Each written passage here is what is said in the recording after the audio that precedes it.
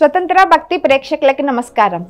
నారాయణం నమస్కృత్యం నరం చైవ నరోత్తమం దేవీం సరస్వతీం వ్యాసం తతో జయముధీరయేత్. రోజు భారతంలోని పాత్రల్లో శకుంతలోపాఖ్యానం చెప్పుకున్నాం. మొన్నటి వరకు యయాతి మహారాజు చరిత్ర చెప్పుకున్నాం కదా. యయాతి మహారాజు కుమారుడు పూర్వుడు. సో ఆయన తండ్రి ఎంత చక్కగా రాజ్యాన్ని ధర్మబద్ధంగా పరిపాలించాడో ఈ పూర్వు కూడా తండ్రికి తగ్గ తనయుడు అనిపించుకునేటట్లుగా రాజ్యాన్ని చక్కగా పరిపాలించి పూర్వ వంశానికి ఆద్యుడయ్యాడు. ఈయన కూడా తండ్రిలాగా మంచి పేరు ప్రతిష్టలు తెచ్చుకున్నాడు. ఆయన తర్వాత ఆయన వంశంలో అంతటి పేరు ప్రఖ్యాతులు తెచ్చుకున్నంతటి వాడు దుష్యంతుడు.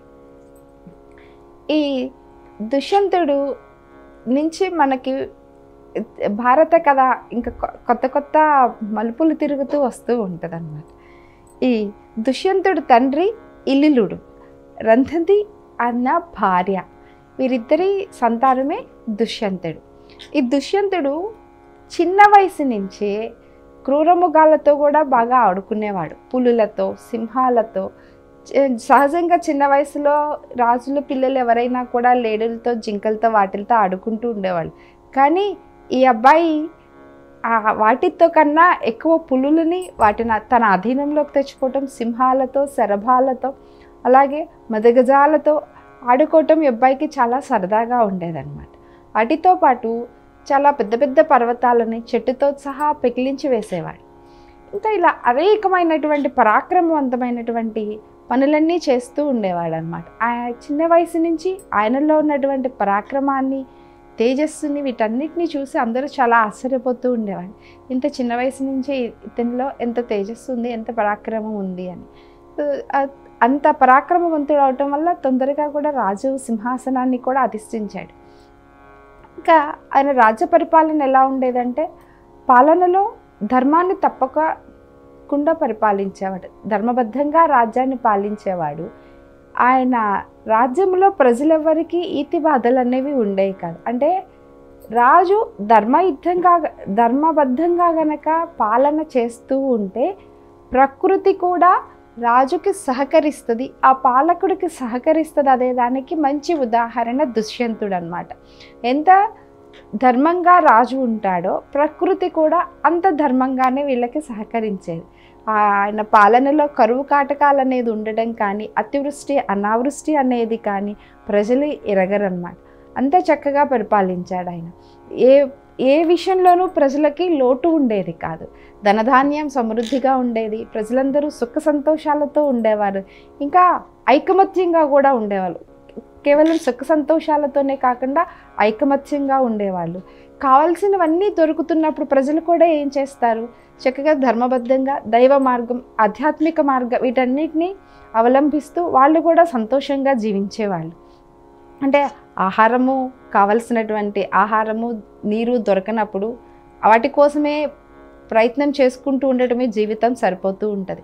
కానీ వీళ్ళకి ఆ అవసరం లేకుండా అన్ని సకల సౌఖ్యాలు, రాజు ఎలా సకల సౌఖ్యాలను అనుభవిస్తున్నాడో ప్రజలు కూడా అంతే చక్కగా సకల సౌఖ్యాలను అనుభవిస్తూ ఆధ్యాత్మిక ధర్మ మార్గంలో నడిచారు వాళ్ళందరూ. ఇక రాజ్య పాలన కూడా అలానే ఉండదు. చుట్టూ ఉన్నటువంటి ఆయన రాజ్యానికి చుట్టూ ఉన్నటువంటి రాజులు కూడా ఈయనకి ఎంతో సహకరిస్తూ, సామంత రాజులు కూడా ఈయన పాలనలో చాలా సుఖ సంతోషంతో ఉన్నారు. ఇంత బాగా ఆయన రాజ్యపాలన చేస్తూ ఉన్నాడు. ఈ సహజంగానే చిన్న వయసు నుంచి క్రూరమృగాలని తన ఆధీనంలో ఉంచుకుని వాటితో ఆడుకోవటం ఇవన్నీ అలవాటు ఉన్నటువంటి వాడు. పాలన చక్కగా జరుగుతూ ఉంది. అన్నీ ఉన్నప్పుడు మధ్య మధ్యలో ఆయనకి కూడా సహజంగా కొన్ని సరదాలు అనేవి ఉంటాయి. ఆయనకి ఉన్నటువంటి సరదా ఏంటంటే వేట. వేట అనేది ఆయనకి చాలా సరదాతో కూడినటువంటి విషయం అన్నమాట. ఆయన తన సైన్యాన్ని, కొంతమంది మంత్రుల్ని తీసుకుని వేటకి వెళ్ళేవాళ్ళు. అలా వేటకి ఒకసారి వెళ్ళి ఆ వేటలో కూడా చిన్న చిన్న జంతువులని ఆయన అసలు ఏం చేసేవాడు, క్రూర మృగాలని ప్రేరేపించి వారికి బాణం వేసి వాటి వెనకమాల పరిగెట్టి పట్టుకోవడం అనేది ఆయనకి చాలా ఆనందంగా ఉండేది. అక్కడ నిద్రపోతున్న దాన్ని బాణం వేసి చంపడం అనేది కాకుండా వాళ్ళకి కొంచెం భయం కలిగించి ఆ జంతువు భయంతో పరిగెడుతూ ఉంటే వాటి వెనకమాల పరిగెట్టి వేటాడడం ఈయనకి సరదాగా ఉండేది. ఈయన అలా తన కొంత సైన్యాన్ని తీసుకుని అందులో ఈయన గుర్రం మీద స్వారీ చేస్తా వెళ్తా కూడా చాలా వేగంగా స్వారీ చేసేవాడు. ఆయన వేగాన్ని అందుకోవటం కూడా కొంతమంది సైనికులకి కష్టంగా ఉండేది. ఈ రాజేమో ఇలా వేటాడుకుంటూ వెళ్తుంటే ఆయనతో వచ్చినటువంటి సేన కొంతమంది ఆయన వేగాన్ని అందుకోలేక మధ్యలోనే ఆగిపోయి ఈ దుష్యంతుడు వేటలో సంహరించినటువంటి జంతువులని వాళ్ళు ఆహారంగా చేసుకుని తినేసి వాళ్ళు విశ్రాంతి తీసుకుంటూ ఉండేవాళ్ళు. కొంతమంది రాజుతో వెళ్ళగలిగిన వాళ్ళు ఆయన వేగాన్ని అందుకోవాలని ప్రయత్నం చేసేవాళ్ళు ఆయనతో వెళ్ళి ఆయనతో పాటు వేటలో పాలు పంచుకునేవాళ్ళు. అలా దుష్యంతుడు ఆయన ఆనందం తీరేదాకా, ఆయనకి అలసట వచ్చేదాకా అంతసేపు వనంలో వేటాడి ఎంత ఇష్టమైన పనైనా ఒక సమయానికి మించి చేస్తే దానిలో కూడా మనకి అలసట అనేది వస్తుంది కదా. అలాగే దుష్యంతుడికి కూడా వేటాడి అలసిపోయి ఆయన కూడా కొంత విశ్రాంతి తీసుకుందామని ఆగాడు. ఆయన ఆగినటువంటి ప్రదేశం మాలిని నది పరివాహక ప్రాంతం. ఆ ప్రాంతంలో ఎట్లా ఉందంటే ఆయన విశ్రాంతికి ఆగిన తర్వాత ఆగి చక్కగా ఒక చెట్టు కింద కూర్చుని విశ్రాంతి తీసుకుంటూ ఉంటుంటే మనసుకి చాలా తెలియని ఆనందం. అప్పటిదాకా తను ఎంతో గుర్రం స్వారీ చేసి అటు ఇటు తిరిగి అన్నీ చేస్తే చాలా శరీరం కూడా బడలికగా ఉంది. కానీ ఈ మాలిని నది ప్రాంతంలో నేను విశ్రాంతి తీసుకుంటుంటే, నది ఒడ్డున విశ్రాంతి తీసుకుంటుంటే ఇంత కష్టపడినటువంటి కష్టం కూడా నాకు తెలియలేదు, బడలిక కూడా నాకు అనిపించట్లేదు. ఈ ప్రదేశం అంతా చాలా ప్రత్యేకంగా ఉంది అని ఆయన ఆ ప్రదేశాన్ని అంతా చూద్దామని నడుస్తూ వెళ్తున్నాడు. ఆయనతో పాటు కొంతమంది మంత్రులు, 4-5 సేన వీళ్ళు కూడా ఉన్నారు. వీళ్ళందరితో కలిసి దాన్నంతా ఆ ప్రదేశాన్ని అంతా చూద్దామని చక్కగా తిరుగుతూ ఉన్నాడు. ఆయన అలా తిరుగుతూ చాలా విచిత్రాలు చూశాడు అనమాట.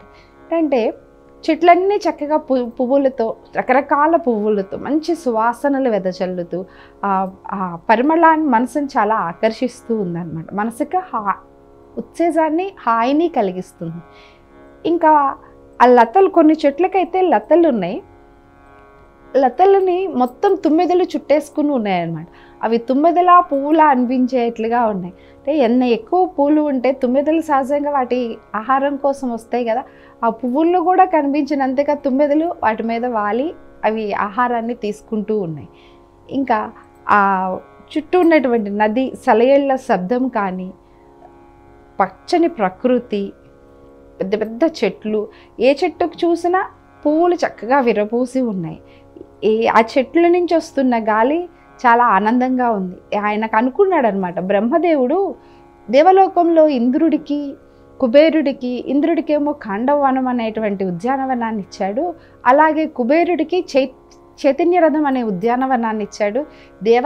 దేవలోకం వాళ్ళకి ఇలాంటివి ఎందుకు, భూలోకంలో కూడా ఇలాంటివి పెడితే బాగుండు అని బ్రహ్మదేవుడికి అనిపించిందేమో. అనిపించి ఇలా మాలిని నది ఒడ్డున ఇట్లాంటి ఉద్యానవనం లాంటిది కానీ వనాన్ని ఏర్పాటు చేశాడా, సృష్టించాడా? ఇంత బాగుంది ఈ వనం, ఇట్లాంటి వనాన్ని నేను ఇంత మటుకు ఎక్కడా చూడలేదు, అసలు మనసుకి ఇంత ప్రశాంతతనిస్తున్నటువంటి వనం అని ఆ వనాన్ని పొగుడుకుంటూ అలా నడుచుకుంటూనే వెళ్ళిపోతూ ఉన్నాడు. ఆయన వెళ్తా దారిలో ఇంకా కొన్ని విచిత్రాలను కూడా చూశాడు. ఎలా అంటే సహజంగా అడవుల్లో ఏనుగుకి సింహం, పాము, నెమలి, ముంగీస ఇట్లాంటివన్నీ వైరై జంతువులు. అవి కూడా వాళ్ళకున్నటువంటి సహజ వైరాన్ని మర్చిపోయి స్నేహితులలాగా చక్కగా కలిసి మెలిసి తిరుగుతున్నాయి. ఇంకా అవన్నీ క్రూర మృగాలు. ఆ క్రూరత్వాన్ని వదిలేసి ఆ క్రూర మృగాలు కూడా శాంతంగా ఉండడం ఆయనకి చాలా ఆశ్చర్యాన్ని కలిగించిందనమాట. స్వస్తి.